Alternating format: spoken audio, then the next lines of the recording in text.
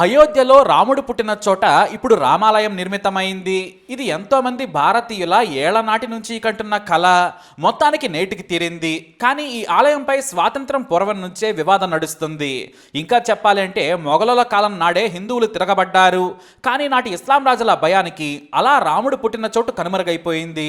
ముందుగా మనం చెప్పుకోవాలి అంటే రాముడు పుట్టుకే ఓ గొప్ప యజ్ఞంతో మొదలైంది. కోసల రాజు దశరథ మహారాజుకు పిల్లలు లేరు. రాజ్యం సభిక్షంగా ఉంది. అందరూ సంతోషంగా ఉన్నారు.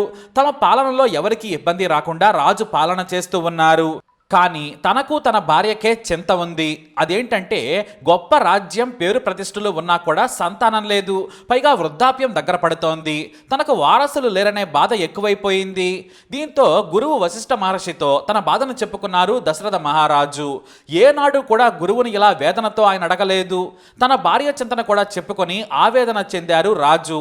అప్పుడు బాగా ఆలోచించిన వశిష్ఠ మహర్షి ఓ విషయం చెప్పారు. మీలాంటి గొప్ప రాజుకు, మంచి మనసున్న పాలకుడికి ఏ దేవుడు కూడా కష్టం తీసుకురాడు. మీరు అశ్వమేధ యాగం చెయ్యండి, మీకు ఖచ్చితంగా సంతానం కలుగుతుందని చెప్పారు ఆయన. అలా ఏడాది పాటు రష్య శృంగంలో ఏర్పాట్లు చేసి గొప్పగా యజ్ఞం చేశారు. అలా ఆ యజ్ఞ ఫలితం వల్లే రాముడు, లక్ష్మణుడు, భరత శత్రుఘ్నులు పుట్టారు. అంతేకాదు రాముడు పుట్టగానే ముల్లోకాల్లో ఉన్న శివుడు, బ్రహ్మలు అప్పుడే రావణుడికి అజయుడయ్యేలా వరాలు ఇచ్చేశారు. కానీ అలా అప్పుడే శ్రీ మహావిష్ణువే అయోధ్యలో రాముడిగా పుట్టారు. అది శ్రీ మహావిష్ణువు 7వ అవతారం. అతని చేతిలో మాత్రమే రావణుడి మరణం రాసిపెట్టి ఉందని బ్రహ్మ చెబుతాడు. అలా అయోధ్యలో పుట్టిన రామయ్య ఎంతో గొప్ప పేరు తెచ్చుకున్నారు. మనిషి నడవడిక నుంచి పాలన వరకు మంచి బుద్ధితో, సఖ్యతతో ఎలా బ్రతకాలో చూపించారాయన. తల్లిదండ్రుల మీద ప్రేమ, తోబుట్టిన వారితో మెరగాల్సిన తీరు, న్యాయం, ధర్మం, శాంతం ఇలా అన్ని గుణగణాలను ప్రపంచానికి అందించిన రాముడు అయోధ్య కేంద్రంగా గొప్పగా ఏలాడు. మన హిందువులకు రాముడు పుట్టిన చోటంటే మహాపవిత్రమైంది. అప్పటి వరకు రాముడు పుట్టిన క్షేత్రం ఎంతో పవిత్రంగా వేల ఏళ్ల పాటు భక్తులను పునీతులను చేసింది. రామయ్య తిరిగిన నేల దగ్గరికి వెళ్లడమే హిందువులు మహా అదృష్టంగా భావించారు. కానీ మొఘలుల ఎంట్రీ మొత్తం హిందువుల సంప్రదాయాలను, పవిత్ర స్థలాలను కూడా నాశనం చేసింది. ప్రతి హిందువు ఉదయం లేవగానే గుడికి వెళ్లకుండా దినచర్య మొదలుపెట్టేవాడే కాదు. కానీ ఇస్లాం రాజుల పాలనతో అది ముగిసిపోయింది. గుడికి వెళ్ళందే బతకలేని హిందువులకు ఇళ్లే గుడిగా మారింది. ఇంట్లోనే గుడిని ఏర్పాటు చేసుకుని మొక్కటం మొదలుపెట్టారు. అయినా సరే ఎవరు పాలించినా కూడా ప్రాణాలకు తెగించి మరీ ఎంతో మంది పూజలు కూడా చేసేవారు. అయితే గొప్ప కళాఖండాలను నాశనం చేశారు ఇస్లాం రాజులు. గొప్ప గొప్ప ఆలయాలను, పుణ్యక్షేత్రాలను ధ్వంసం చేశారు. తరువాతి తరాలకు దొరకకుండా ఎన్నో విధ్వంసకర చర్యలకు దిగారు. ఢిల్లీ సుల్తానుల పాలనలో హిందూ మతాన్ని నాశనం చేసేందుకు ఎన్నో ప్రయత్నాలు చేశారు. వారి వల్ల కాలేదు. అందుకే హిందువుల పవిత్ర క్షేత్రాలను నాశనం చేయడం మొదలుపెట్టారు. ఇక 16వ శతాబ్దంలో మొఘల్ రాజు బాబర్ కన్ను గొప్పగా ఉన్న రామాలయంపై పడింది. దానిని తన కమాండర్ అయిన బాకీని ఆదేశించి మసీదు కట్టించాడనేది చరిత్ర. అదే బాబ్రీ మసీదు. అలా రామజన్మభూమి పవిత్ర స్థలం వెనక్కి వెళ్ళిపోయింది. గొప్ప కళాఖండాలు ధ్వంసమైపోయాయి. నాటి నుంచి బాబ్రీ మసీదుగానే ఉంది. అయితే స్వాతంత్రానికి ముందు కూడా రామజన్మభూమిని మళ్లీ కట్టాలని ఆందోళన చేశారు హిందువులు. కానీ కరువు, దారిద్ర్యం బ్రిటిష్ పాలకులు వచ్చిన తర్వాత అది కాస్త వెనక్కి వెళ్ళిపోయింది. మత ప్రాతిపదికన డిమాండ్లను పక్కన పెట్టారు. పైగా స్వాతంత్రోద్యమ కాలంలో రామజన్మభూమి విషయం మరుగున పడిపోయింది. కానీ దాని ప్రాముఖ్యత మాత్రం తగ్గలేదు. అయితే ఆ తర్వాతి కాలంలో బాబ్రీ మసీదు మాత్రమే అక్కడ ఉన్నట్టుగా అందరూ భావించారు. మరీ ముఖ్యంగా ముస్లింలు అక్కడ ప్రార్థనలు చేయడం మొదలుపెట్టారు. 300 ఏళ్ల పాటు బాబర్ కాలం నాటి నుంచి మసీదులో ప్రేయర్స్ చేస్తూ ఉన్నారు. దీంతో అక్కడ రామాలయం లేదు అని వాదించేవారు. హిందువులు మాత్రం రామజన్మభూమిని ధ్వంసం చేసి మసీదు కట్టారని వాదించడం మొదలుపెట్టారు. ఇక బీజేపీ నాయకులు రామజన్మభూమి స్థానంలో రామాలయం నిర్మాణమే లక్ష్యంగా రాజకీయానికి దీనిని పొలిటికల్గా చేసింది. అప్పుడే చరిత్రకారులు చరిత్రను తిరగేయడం మొదలుపెట్టారు. అయితే చాలా మంది హిందువులు 1611లో ఇంగ్లీష్ ట్రావెలర్ విలియం ఫించ్ రాసిన పుస్తకాన్ని తిరగేశారు. ఆయన అయోధ్యను నాడు సందర్శించారు. అప్పుడు కేవలం తాను రామాలయంకు సంబంధించిన ఆలయ భాగాలను చూశాను, పూర్తిగా హిందూ ఆలయమే అని ఉంది, అక్కడ మసీదు లేదు అని రాసుకొచ్చారు. ఆ తర్వాత 17వ శతాబ్దానికే అక్కడ మాస్క్ ఉందని లాల్ దాస్ అనే చరిత్రకారుడు రాసుకొచ్చాడు. అంటే విలియం సందర్శించిన తరువాత హిందూ ఆలయాన్ని ధ్వంసం చేశారని తెలుస్తోంది.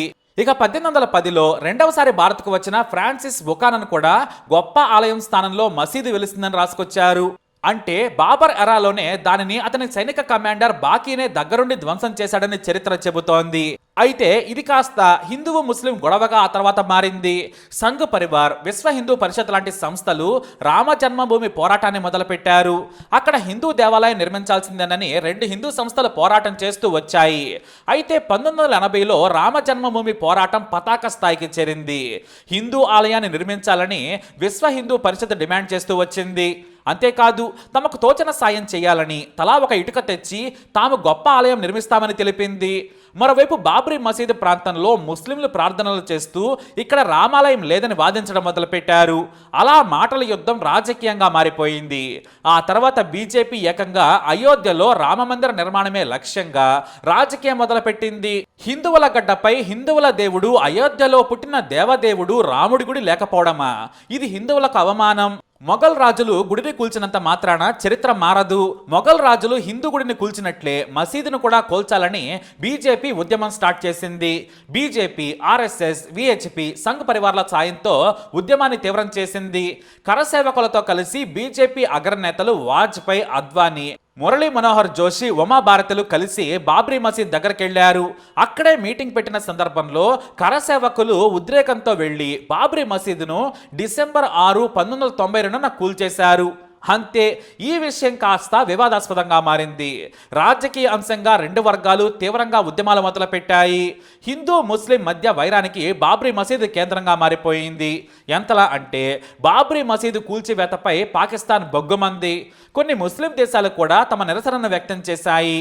అయినా బీజేపీ మాత్రం ఈ విషయాన్ని వదలలేదు. ప్రతి ఏటా బీజేపీ రామాలయ నిర్మాణంపై నినందిస్తూనే ఉంది. రామ జన్మభూమి వివాద స్థలంపై హిందూ ముస్లిం వర్గాలు సుప్రీంకోర్టుకి వెళ్ళాయి. కానీ దీనిపై సుదీర్ఘ విచారణ చేసింది కోర్టు. 7 దశాబ్దాలుగా సాగిన ఈ వివాదంపై న్యాయశాస్త్రం మాత్రమే కాదు, సాక్ష్యాలు, వాస్తవాలపై కూడా చర్చలు జరిగాయి. పీఠముళ్లపై కూడా తీవ్రంగా చర్చ జరిగింది. చివరకు రెండు మతాలకు సయోధ్యగా సంచలన తీర్పునిచ్చింది సుప్రీంకోర్టు. 2019 నవంబర్ 9న మార్గే మాధ్యంగా ఎవరు నొచ్చుకోకుండా తీర్పునిచ్చింది సుప్రీం. మతాలు, నమ్మకాల ఆధారంగా కాకుండా వివాదాస్పద ఆస్తిపై హక్కును ముస్లింల కంటే కూడా హిందూ కక్షిదారులే తమదే అని రుజువు చేసుకున్నారని, వారికే ఈ వివాదాస్పద భూమి చెందుతుందని తీర్పునిచ్చింది. అంతేకాదు ముస్లింల హక్కులను కూడా కాపాడింది. రామ జన్మభూమి ప్రాంతాన్ని హిందువులకు ఇస్తూ ముస్లింల కోసం అయోధ్యలోనే సున్నీ వక్తు బోర్డుకు 5 ఎకరాల భూమిని ఇవ్వాలని ఆదేశించింది. దీంతో రామాలయ నిర్మాణానికి అంతా క్లియర్ అయినట్టయింది. అంతేకాదు నాడు ప్రధాని పివి నరసింహారావు ఆధ్వర్యంలో సేకరించిన 67 ఎకరాలతో పాటు అయోధ్య భూసేకరణ చట్టాన్ని కూడా పరిగణలోకి తీసుకుంది. చుట్టూ మొత్తం 70 ఎకరాల స్థలంలో శ్రీరామ జన్మభూమి తీర్థక్షేత్ర ట్రస్టు ఆధ్వర్యంలో నిర్మాణం మొదలుపెట్టింది. 2000 కోట్ల వరకు విరాళాలు సేకరించి నిర్మాణం చేపట్టాలని ట్రస్ట్ భావించింది. కానీ దాదాపుగా 5000 కోట్ల విరాళాలు రావడంతో ఇక భక్తులెవరూ కూడా విరాళాలు పంపొద్దని ఏకంగా అకౌంట్నే క్లోజ్ చేసింది ట్రస్టు. వెల్లువలా వస్తున్న డబ్బుతో ఇక చాలని వినయపూర్వకంగా ప్రకటించింది. మరోవైపు కనీసం 1000 ఏళ్లు నిలబడేలా 2500 ఏళ్లైనా చెక్కు చెదరకుండా గుడిని నిర్మిస్తున్నారు. ఆగస్టు 5, 2020న రామాలయ నిర్మాణాన్ని రాముడు పుట్టిన చోట నిర్మించేందుకు ప్రధాని నరేంద్ర మోడీ భూమి పూజ చేశారు. ఇందుకోసం అహ్మదాబాద్లోని ప్రఖ్యాత నిపుణులు సోంపుర ఆర్కిటెక్ట్స్ ఫ్యామిలీ నిర్మాణ బాధ్యతలు చూసుకుంటోంది. ఆలయం పొడవు 360 అడుగులు, 235 అడుగుల వెడల్పులో ఉంటోంది. ఇక శిఖరం ఎత్తు 161 అడుగులు, మొత్తం 3 అంతస్తులు, 5 మండపాలుంటాయి. గ్రౌండ్ ఫ్లోర్లో 160 స్తంభాలు, ఫస్ట్ ఫ్లోర్లో 132, సెకండ్ ఫ్లోర్లో 74 స్తంభాలు ఉండేలా నిర్మిస్తున్నారు. ఎక్కడా కూడా చిన్న కెమికల్ వాడకుండా రాజస్థాన్ నుంచి తెచ్చిన పింక్ స్టోన్తో నిర్మిస్తున్నారు. ఐఐటి చెన్నై నిపుణుల ఆధ్వర్యంలో టాటా సంస్థ కూడా ఈ నిర్మాణంలో పాలు పంచుకుంటోంది. మెయిన్ బిల్డింగ్ మాత్రం ఎల్ఎన్టీ చూసుకుంటోంది. కానీ ప్రతి స్టోన్ను ఐఐటి ప్రొఫెసర్లు పరిశీలించాకే నిర్మాణం కోసం వాడుతున్నారు. రాజస్థాన్లో మాత్రమే దొరికే అత్యంత అరుదైన నాణ్యమైన పింక్ స్టోన్ కోసం ప్రత్యేకంగా మైనింగ్ చేసి మరీ తమకు కావలసిన కొలతల్లో రాయిని తెప్పించి నిర్మిస్తున్నారు. భారత్పుర మైనింగ్ కేంద్రం నుంచి ఈ రాయి వస్తోంది. ఇక్కడ నుంచే కొంత భాగం పార్లమెంటు నిర్మాణానికి కూడా ఈ పింక్ స్టోన్ ను వాడారు. ఇక గుడి నిర్మాణ ప్రాంతం మాత్రం పురాణ కాలంలో ఉన్న 2.7 ఎకరాల్లో ఏమాత్రం పక్కకు వెళ్లకుండా అదే స్థలంలో నిర్మిస్తున్నారు. మొత్తం 70 ఎకరాల్లో సువిశాలంగా ప్రపంచమే ఆశ్చర్యపోయేలా నిర్మిస్తున్నారు. ఈ గుడి నిర్మాణం కోసం రామాలయం ట్రస్టు 92లోనే చీఫ్ ఆర్కిటెక్ట్గా చంద్రకాంత్ బాయ్ సోపురాను ప్రకటించింది. ఎందుకంటే ఇతనికే కాదు, ఇతని కుటుంబానికే ఆలయ నిర్మాణంలో విశిష్ట అనుభవం ఉంది. ఇతని తాత ప్రభాకర్ జీ సోమనాథ్ ఆలయం నిర్మాణకర్త. అతని ఆధ్వర్యంలోనే గొప్పగా నిర్మాణం జరిగింది. ఇక వాస్తు శాస్త్ర ప్రిన్సిపల్స్తో పాటు దక్షిణ భారత ఆలయాల మాదిరిగా తూర్పు ముఖంగానే గుడిని నిర్మిస్తున్నారు ఈ ఆర్కిటెక్చర్. నాగర శైలి భారత సాంప్రదాయం ప్రతిబింబించేలా నిర్మిస్తున్నారు. అష్టభుజి ఆకారంలోని ఈ గుడి అత్యంత సుందరంగా కనిపిస్తోంది. ఈ గుడిలోని గంట బరువే 2100 కేజీల బరువు, 6 ఫీట్ల పొడవు, 5 ఫీట్ల వెడల్పుతో ఉంది. ఈ ఆలయానికి 100కు పైగా తలుపులు మన హైదరాబాద్ నుంచే అనురాధ టెంబర్ నుంచి వెళ్ళాయి.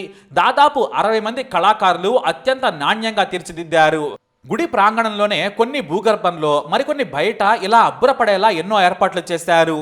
రామాయణంలోని ప్రముఖ రాజులు, ఋషుల పేర్లతో కూడా యాగశాలలు, జోజశాలలు, పరిశోధనా కేంద్రాలు, ఆర్కైవ్లు, సినిమా థియేటర్, రామాయణ కథను తెలిపే ఆడిటోరియం, స్క్రీన్స్ ఇలా ఎన్నో గొప్ప గొప్ప నిర్మాణాలు ఇందులో ఉండబోతున్నాయి. ఇప్పటికే దేశవ్యాప్తంగా శ్రీరామ తీర్థ ట్రస్ట్ పంపించిన అక్షింతలు దేశవ్యాప్తంగా పంచుతున్నారు భక్తులు. ఇక ప్రధాని నరేంద్ర మోడీతో పాటు దేశ విదేశాలకు చెందిన 7,000 మంది వివిఐపీలకు ఆహ్వానాలు ఇప్పటికే అందాయి. జనవరి 14న సంక్రాంతి తర్వాత రామ్లల్లా ప్రతిష్టాపనతో 10 రోజుల పాటు ఈ ప్రక్రియను వేదమంత్రాల మధ్య పనులు మొదలు పెడతారు. జనవరి 22న మధ్యాహ్నం 12:30 అద్భుతమైన శుభగడియలున్నాయి. 84 సెకండ్ల పాటు ఉన్న ఈ దేవదేవుడి ముహూర్తంలోనే అయోధ్య రాముడి విగ్రహ ప్రతిష్టాపన ప్రధాని మోడీ చేతుల మీదుగా జరగనుంది. అయితే ఈ కాలంలో మనం పుట్టడమే అదృష్టం. ఎందుకంటే ఇది ఎందరో కలలు కన్న నిర్మాణం నేటికి పూర్తయింది. మన తర్వాత కనీసం 1000 ఏళ్ల పాటు నిలబడేలా ఈ ఆలయాన్ని నిర్మించడం జరిగింది. పెను భూకంపాలు రాకుంటే 2500 ఏళ్లైనా కూడా రామాలయం ఇలాగే ఉంటుంది. కనీసం 1000 ఏళ్ల తర్వాత ఈ భూమి ఉంటే మాత్రం మనం లేకపోయినా మన జనరేషన్లో నిర్మించిన రామాలయం మాత్రం అలాగే ఉండిపోతుంది. అందులో ఎలాంటి ఆశ్చర్యమే లేదు. ప్రాచీన పద్ధతులను అధునాతన టెక్నాలజీ సాయంతో నిర్మిస్తున్న ఈ గొప్ప ఆలయాన్ని చూడటం భారతీయ హిందువుల అదృష్టమని చెప్పొచ్చు. ఇది అయోధ్య పూర్తి కథ. మరి ఈ అయోధ్య గురించి మరో గొప్ప ఇన్ఫర్మేషన్తో మరో వీడియో ద్వారా మన ఛానల్ ద్వారా తెలుసుకుందాం. ఈ వీడియోని లైక్ చేయండి, షేర్ చేయండి, మీ అభిప్రాయాన్ని కామెంట్ ద్వారా తెలియజేయండి.